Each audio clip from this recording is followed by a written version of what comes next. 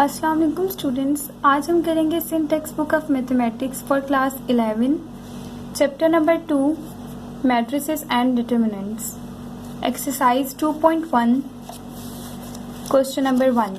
तो आपके पास एक्सरसाइज 2.1 का क्वेश्चन नंबर 1 है, specify the type of each of the following matrices. Last video में मैंने आपको इंट्रोडक्शन दिया था यहाँ पर ओवरऑल जो टाइप्स ऑफ मैट्रिसेस हैं कि आपके पास कि कौन कौन सी जो है मैट्रिसेस की टाइप्स हैं, जिनमें आपने कॉलम मैट्रिसेस, रो मैट्रिसेस, ठीक है, स्केलर, डायगोनल, हर टाइप जो है उसमें मैंने आपको एक्सप्लेन की थी। अब इसमें हमने आइडेंटिफाई करना है। यहाँ पे आपको क्वेश्चन नंबर 1 में 9 पार्ट्स दिए गए हैं, जिनमें से आपने आइडेंटिफाई करना है कि अगर फर्स्ट पार्ट लें तो ये कौन सी टाइप से बिलोंग करते हैं, यानी कौन सी टाइप ऑफ मैट्रिसेस है। ठीक है, तो इस तरह हमने इसको सॉल्व करना है। तो स्टार्ट करते हैं इसका सोल्यूशन। आपके पास क्वेश्चन नंबर 1 है और इसका पार्ट 1 यहाँ पर लिख लिया है मैंने। क्वेश्चन आपके पास है specify the types of matrices. ठीक है, मैट्रिसेस की टाइप आपने बतानी है। अगर आप फर्स्ट टाइप को देखें, यहाँ पर आपके पास क्वेश्चन क्या है, √5 0 0। ठीक है, ये एक रो में है, √5 है, 0 है और फिर 0 है। उसके बाद सेकेंड रो में आपके पास 0 -1/3, फिर 0 0 0 2/5। देखिए, इस तरह हॉरिजॉन्टली आपके पास रोज होती हैं और वर्टिकली आपके पास कॉलम्स होते हैं। तो यहाँ पर आपके पास 3 रोज हैं और आपके पास कॉलम भी कितने हैं, 3 कॉलम्स हैं। ठीक है, वर्टिकली। अब आपने बताना है ये कौन सी टाइप से बिलोंग करता है। अगर आप देखें तो ये जो आपके पास यहाँ पर अगर मैं एक लाइन लगा रही हूँ इस तरह से, ठीक है, ये हो गया डायगोनल। तो इस डायगोनल को कहते हैं लीडिंग डायगोनल या फिर प्रिंसिपल डायगोनल या मेन डायगोनल। तो आपके पास देखिए यहाँ पर लीडिंग डायगोनल या मेन डायगोनल या प्रिंसिपल डायगोनल के अलावा बाकी तमाम एलिमेंट्स 0 हैं। ठीक है, इस डायगोनल के अलावा आपके पास तमाम एलिमेंट्स 0 हैं। तो ये मैट्रिसेस मैंने आपको इंट्रोडक्शन वीडियो में भी समझाया और यहाँ पर भी आपको एक बार फिर बता देती हूँ। ऐसी मैट्रिसेस जिसमें आपके पास डायगोनल के अलावा जो मेन डायगोनल है उसके अलावा बाकी तमाम एलिमेंट 0 हो, तो वो मैट्रिक्स आपके पास डायगोनल मैट्रिक्स कहलाती है। तो आप यहाँ पर सोल्यूशन लिखेंगे। के सॉल्यूशन लिखने के बाद आपने बताना है कौन सी टाइप से बिलोंग करती है, डायगोनल मैट्रिक्स।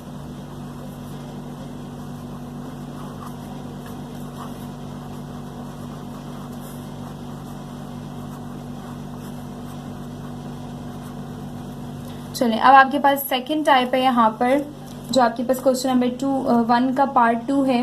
अब इसमें अगर आप देखें तो आपके पास आप रोज इन कॉलम सबसे पहले देखते हैं कि रोज कितनी है और आपके पास कॉलम्स कितने हैं। ठीक है, तो आपके पास यहाँ पर देखें तो हॉरिजॉन्टली देखें तो आप रोज आपके पास कितनी हैं, 1 2 एंड 3।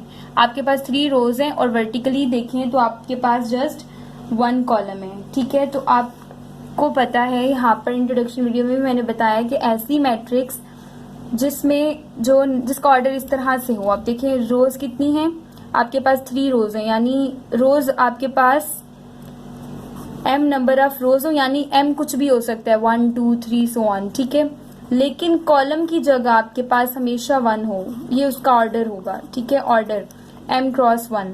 तो m जो है आपके पास यहाँ पर नंबर ऑफ रोज होंगी। तो नंबर ऑफ रोज कितनी है, 3/1 आपके पास कॉलम हमेशा 1 ही रहेगा। तो ऐसी मैट्रिक्स आपके पास कॉलम मैट्रिक्स कहलाती है। देखिए यहाँ पर 1 कॉलम है, रोज जितनी भी हो जाए, और भी रोज हो सकती है लेकिन कॉलम एक ही रहेगा।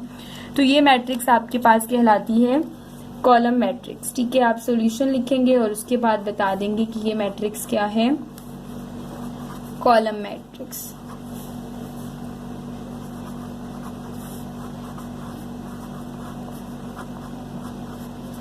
चलिए, अब आपके पास थर्ड पार्ट है यहाँ पर। अब आप अगेन यहाँ पर ऑर्डर देखें, रोज देखें, नंबर ऑफ रोज कितनी है और कॉलम्स कितने हैं। तो आप देखें हॉरिजॉन्टली आपके पास रोज होती है ना, तो ये आपके पास एक ही रो है, रो कितनी है, 1। ठीक है, अगर आप इसका ऑर्डर लिख रहे हैं तो ऑर्डर में रो आपके पास यहाँ पर 1 है। ठीक है, और कॉलम देखें आप अगर तो 1 2 3, क्योंकि कॉलम वर्टिकली देखते हैं तो कॉलम आपके पास 3 है, यानी n नंबर ऑफ कॉलम्स हैं। कॉलम्स जितने भी हों लेकिन रो एक है। तो ऐसी मैट्रिक्स जिसमें एक ही रो हो और नंबर ऑफ कॉलम्स यानी जितने भी हो जाए आपके पास 1 2 3 एंड सो ऑन, वो मैट्रिक्स आपके पास कहलाती है रो मैट्रिक्स। ठीक है, तो सोल्यूशन लिख के आप इसको क्या लिख देंगे, कि ये आपके पास है रो मैट्रिक्स।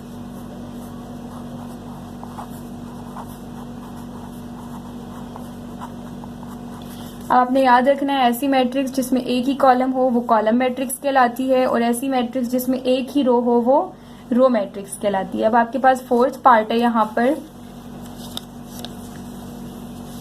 पर अगर आप देखें तो फोर्थ पार्ट में आपके पास, इसको आप अगर देखें यहाँ पे 0 है, ठीक है, मेन डायगनल्स एलिमेंट या फिर प्रिंसिपल डायगनल आपके पास 0 है, उसके बाद आयोटा है। अब ये आपके पास आयोटा आ गया ना, या तो ये सिमेट्रिक होगा, स्क्यू सिमेट्रिक होगा, या फिर हर्मेशन या स्क्यू हर्मेशन।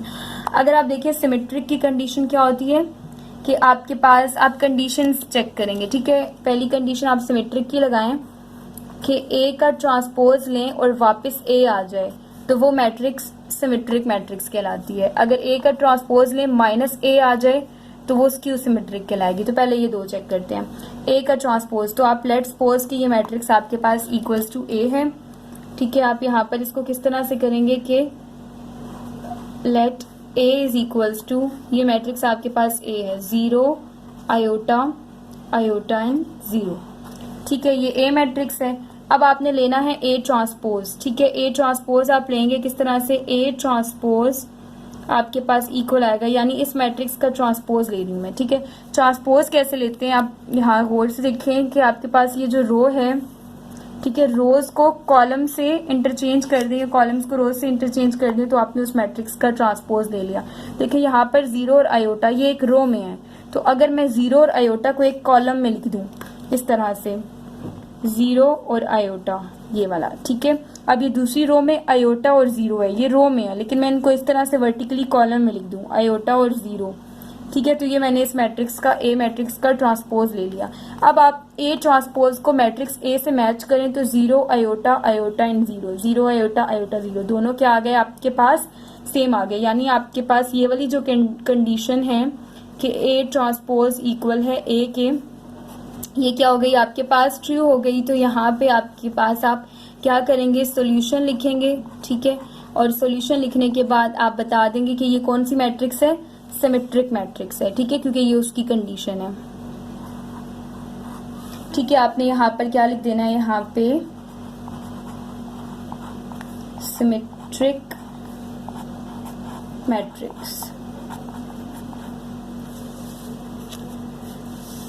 तो ये आपके पास 4 पार्ट थे। अब इसका पार्ट 5 करते हैं। तो पार्ट 5 आपके पास क्या है, यहाँ पर देखिए आपके पास पार्ट 5 में आपने क्या करना है, आपको इस तरह से एक मैट्रिक्स दी हुई है, ठीक है। देखिए तमाम एलिमेंट 0 हैं सिवाय ये जो मेन डायगोनल या फिर लीडिंग डायगोनल है। तो आप क्या कहेंगे कि ये डायगोनल मैट्रिक्स है, आप इस तरह से लाइन लगाएं क्योंकि ये मेन डायगोनल है या फिर प्रिंसिपल डायगोनल है। अब आप यही कह रहे होंगे कि ये डायगोनल मैट्रिक्स है, बट यहाँ पर देखिए सारे एलिमेंट्स सेम है, तो अब आपके जहन में आएगा सारे एलिमेंट्स अगर डायगोनल के सेम है तो ये स्केलर है। लेकिन एक और कंडीशन भी यहाँ पे अप्लाई हो रही है, आप देखें कि ये सारे एलिमेंट्स 1 है, 1।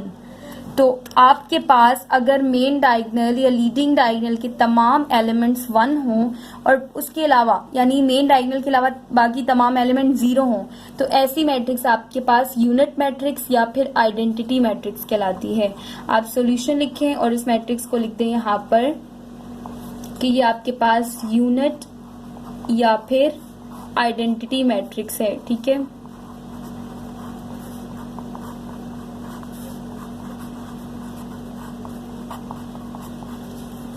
चलें अब नेक्स्ट टाइप पे चलते हैं। आपके पास यहाँ पर नेक्स्ट पार्ट है पार्ट 6, जो कि आपको दिया हुआ है यहाँ पर मेन डायगोनल के अलावा बाकी तमाम एलिमेंट्स क्या हैं, 0 हैं। आपने इस तरह से लाइन लगाई, आपने देखा कि मेन डायगोनल तो 0 नहीं है बट बाकी तमाम एलिमेंट्स क्या हैं आपके पास, 0 हैं।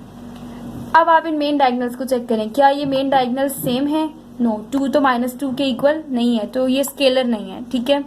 अच्छा उसके अलावा क्या ये मेन डायगोनल्स 1 है, जैसे कि आपने इस मैट्रिक्स में देखा था, नहीं है 1, तो इसका मतलब ये आइडेंटिटी मैट्रिक्स भी नहीं है।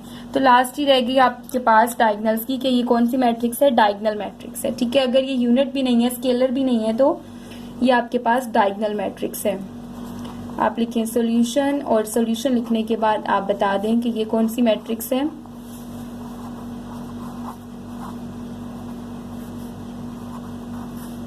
Diagonal matrix.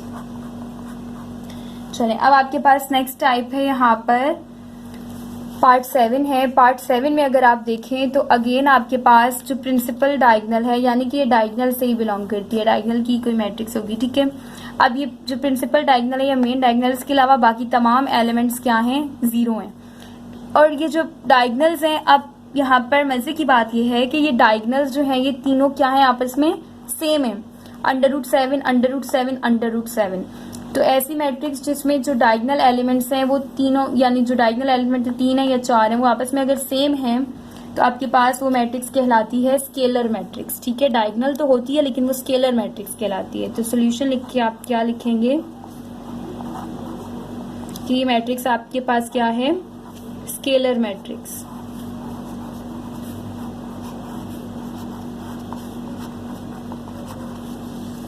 ठीक है, उसके बाद आपके पास अब नेक्स्ट यहाँ पर पार्ट है, पार्ट 7 के बाद पार्ट 8, जो कि आप यहाँ देखेंगे कि ये क्या पार्ट है आपके पास, 0 आयोटा 2 आयोटा माइनस आयोटा फिर 0 और -4 आयोटा फिर -2 आयोटा 4 आयोटा और 0।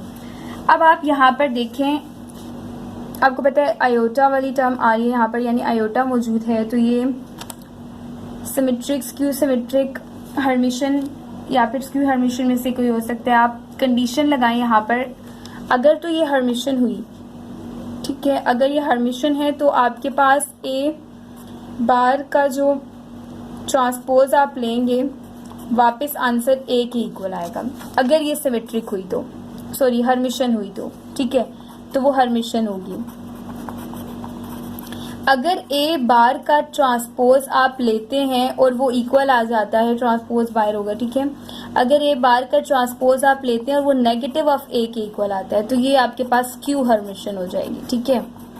तो ये आपके पास क्यू हर्मिशन होगी। अब हमने क्या लेना है, सबसे पहले ए बार, क्योंकि आयोटा वाली टर्म है तो आपको पता है बार हम किस तरह से लेते हैं, आयोटा वाली टर्म के साइन चेंज हो जाते हैं, सही है।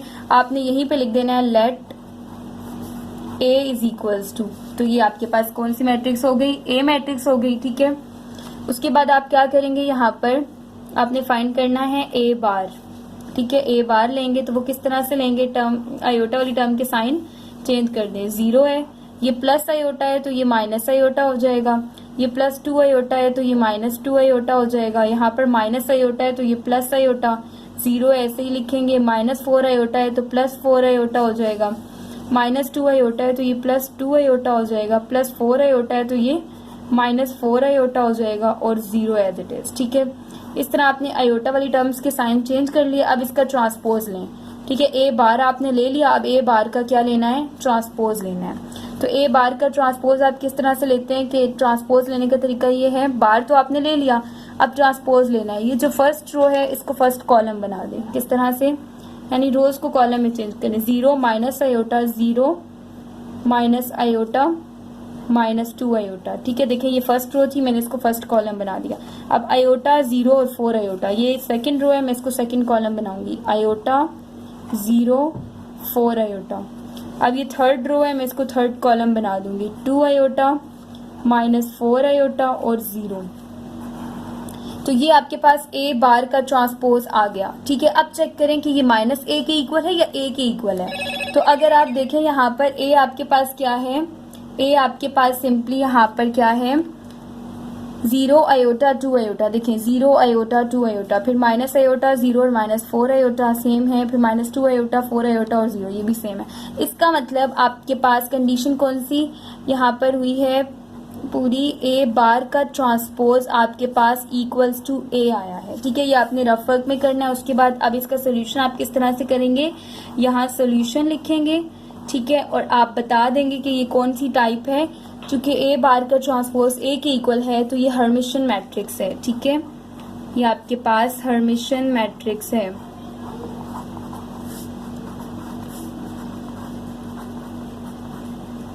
चलें, अब आपके पास यहाँ पर लास्ट पार्ट है जो कि पार्ट 9 है, ठीक है।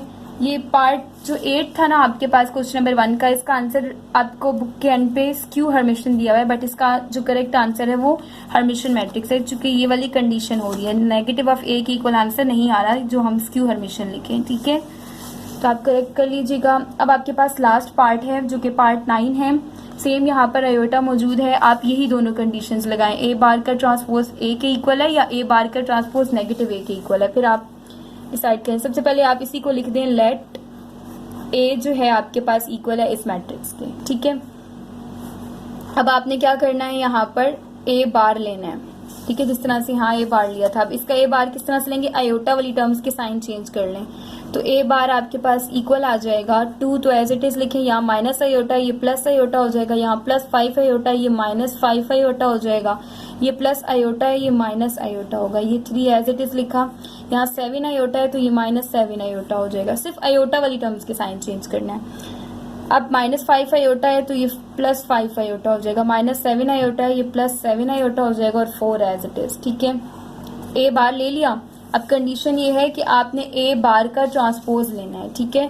अब ए बार ले लिया, अब ए बार का ट्रांसपोज लें, तो ट्रांसपोज आप किस तरह से लेते हैं ए बार का, देखिए ये जो रो है इसको फर्स्ट कॉलम बना दें, 2 आयोटा माइनस 5 आयोटा, ठीक है। अब ये सेकंड रो को सेकंड कॉलम बना दें, minus iota 3 minus 7 iota, third row को थर्ड कॉलम बना दें, 5 आयोटा 7 आयोटा और 4। आप चेक करें कि आपके पास इन दोनों में से कौन सी कंडीशन यहाँ पर हुई है, ए बार का ट्रांसपोज ए के इक्वल है या ए बार का ट्रांसपोज नेगेटिव ऑफ ए के इक्वल है। तो आप देखें ये है ए बार का ट्रांसपोज, तो ये ए मैट्रिक्स थी, ए के इक्वल है कि नहीं, 2 minus iota 5 iota iota 3 7 iota minus 5 iota minus 7 iota and 4, यानी ये कंडीशन आपके पास हुई है। तो ये कंडीशन होगी तो आपके पास मैट्रिक्स कहलाएगी हर्मिशन। अगर सेकंड कंडीशन होती तो स्क्यू हर्मिशन कहलाती, बट फर्स्ट कंडीशन यहाँ पर आपके पास हुई है, तो आप यहाँ पर लिखेंगे सोल्यूशन, ठीक है। ये सारा काम आपने रफ वर्क में करना है, आपने जस्ट टाइप को आइडेंटिफाई करना, हो सकता है इस तरह से एमसीक्यूज में आ गई हो आपके पास, या शॉर्ट क्वेश्चन में बहुत मुश्किल है, 5 नंबर्स के क्वेश्चन में ये क्वेश्चन आए। सोल्यूशन लिखा आपने और आप लिखें कि ए आपके पास जो मैट्रिक्स ए है वो कौन सी मैट्रिक्स है, यहाँ पर हर्मिशन मैट्रिक्स है, तो आप यहाँ लिख देंगे कि ये भी कौन सी मैट्रिक्स है, हर्मिशन मैट्रिक्स।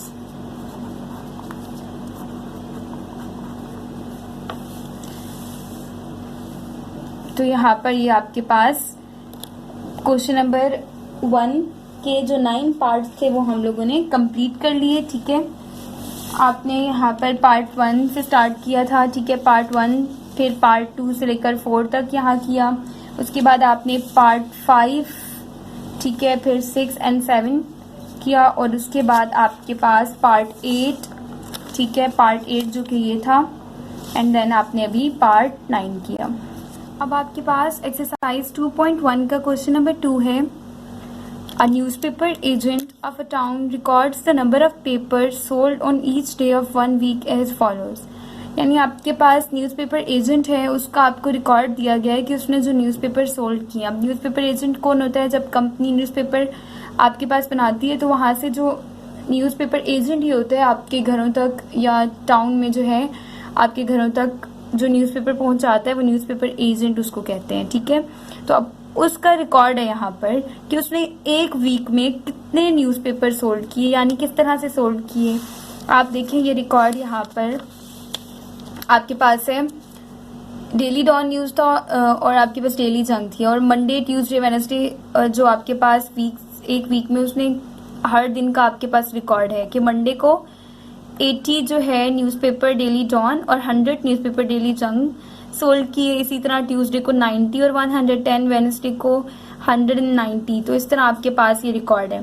आपने क्या करना है, right this information in matrix form. इस इंफॉर्मेशन को, ये जो रिकॉर्ड आपको दिया गया है, इसको मैट्रिक्स फॉर्म में लिखना है, एंड राइट इट्स ऑर्डर, और साथ ही साथ आपने उसका ऑर्डर भी लिखना है। ऑर्डर आपको पता है आप किस तरह से लिखते हैं, रो बाय कॉलम।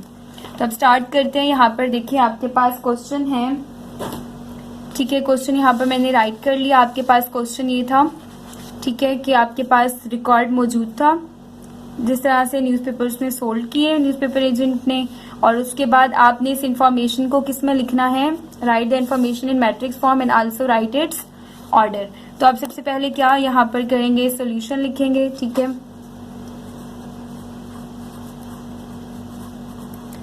सोल्यूशन लिखने के बाद आपने देखना है, पहले आपसे पूछ क्या रहे हैं, right the information in matrix form, यानी आपने इन्फॉर्मेशन को लिखना है मैट्रिक्स फॉर्म में। तो आप यहाँ लिखेंगे इन मैट्रिक्स फॉर्म। अब मैट्रिक्स फॉर्म आपके पास यहाँ पर क्या होगी, आप किस तरह से लिखते हैं, आपको पता है कि स्क्वायर ब्रैकेट में जो आप रोज और कॉलम की फॉर्म में नंबर्स को अरेंज करते हैं, ठीक है, उसको कहते हैं मैट्रिक्स। अब आपको ये जो डाटा गिवन है इसको आपने रोज इन कॉलम्स की फॉर्म में अरेंज करना है, एक मैट्रिक्स बनानी है। एज इट इज आपको जो गिवन है उसको यहाँ पर लिखें। 80 एंड 100 है आपके पास, फिर 90 और 110, फिर 100 एंड 90, उसके बाद है 95 एंड 95, 85 एंड 105, 75 एंड 85, 70 एंड 80। ये आपके पास एक आंसर तो आपने दे दिया जो आपसे कह रहे थे कि right the information in matrix form, तो ये आपके पास मैट्रिक्स फॉर्म में आ गई। सेकंड कह रहे हैं ऑल्सो राइट इट्स ऑर्डर। अब आप क्या लिखेंगे कि आपने इसका ऑर्डर भी लिखना है, तो आप यहाँ लिखेंगे ऑर्डर। तो जब आप ऑर्डर फाइंड करते हैं तो आप क्या फॉर्मूला यूज करते हैं, यानी ऑर्डर किस तरह से निकालते हैं, तो ऑर्डर आपको पता है रो बाय कॉलम, ठीक है। इस तरह से रो बाय कॉलम करेंगे, कितनी नंबर ऑफ रोज हैं और आपके पास कितने कॉलम्स हैं, वो आपके पास एक मैट्रिक्स का ऑर्डर आता है, ठीक है। अब आपको पता है हॉरिजॉन्टली जो है आपके पास रोज होती हैं और वर्टिकली आपके पास कॉलम्स होंगे। पहले आप रोज देखेंगे क्योंकि ऑर्डर में सबसे पहले आप रो नंबर ऑफ रोज लिखते हैं, ठीक है। आप यहाँ पर लिखें कि आपके पास ऑर्डर क्या है, नंबर ऑफ रोज देखें, ये 1 रो है आपके पास पूरी और ये आपके पास सेकंड रो है, तो नंबर ऑफ रोज कितनी है 2, ठीक है। और कॉलम्स चेक करें तो 1 2 3 4 5 6 7, तो आपके पास नंबर ऑफ कॉलम्स कितने हैं 7, तो 2/7 आपके पास इस मैट्रिक्स का जो है वो ऑर्डर है और यही आपके पास इस क्वेश्चन का आंसर।